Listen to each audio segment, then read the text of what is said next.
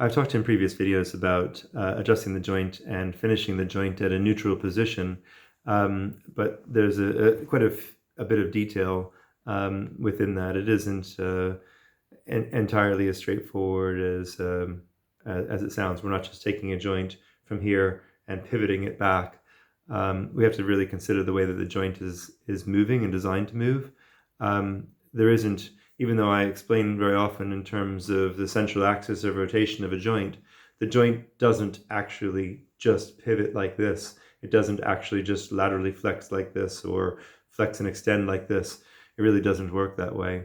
What the joint is really doing is if I exaggerate, the joint is tipping to the side and sliding off in one direction.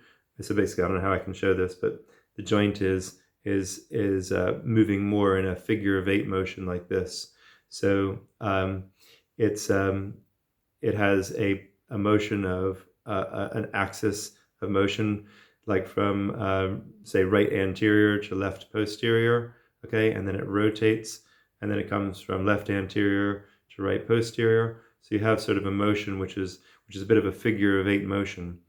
So every joint works that way. If we look at the motion of what's happening when we're walking, our pelvis is moving in this sort of figure of eight motion. There's a motion of translation from right to left, a rotational component, and then another translation from left to right.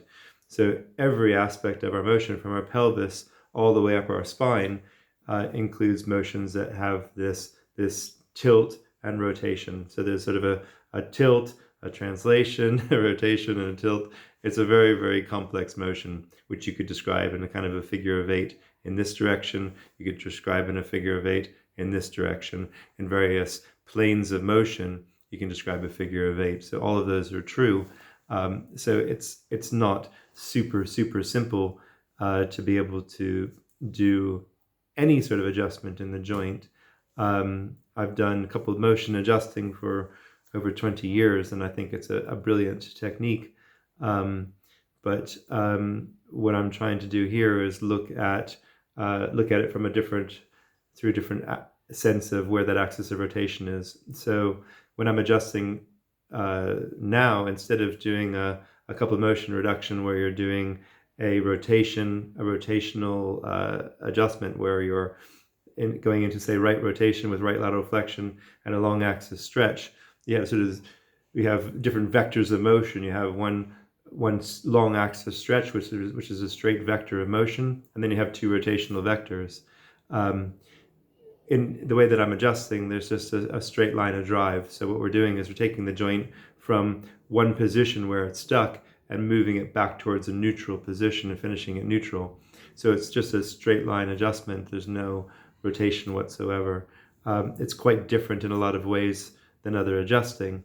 But the key component is it is a straight vector that goes from a point of rotation where the joint finishes rotating and then comes across to the other point before it starts to rotate again. We're adjusting from the end of one circle back to a neutral position, or we're adjusting from the end of another circle back to a neutral position. So it's anywhere where the joint is finishing a rotation and going back to neutral. So each vector of adjustment is a straight line back to the neutral position.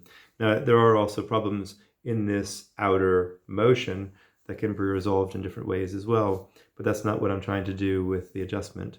I'm not working with a high velocity adjustment at this end range rotational component, so we're not doing any rotation in the adjustment. It's literally just taking it after it's rotated back to a neutral position. So it's a little bit of a hard concept to understand, but the key is really just understanding in a little bit more depth what's actually happening in all of these spinal joints. The joints don't just pivot around a central axis. They do have a glide that passes through the central axis. So what we're trying to do is when a joint is stuck, we're trying to reinstate that motion so that it can actually come back to neutral, so it can achieve its glide, which is a straight line motion. So the key is really the setup and getting that vector in your setup so that you can move the joint and finish it at the neutral position. So again, it's a little bit of a different thing to explain.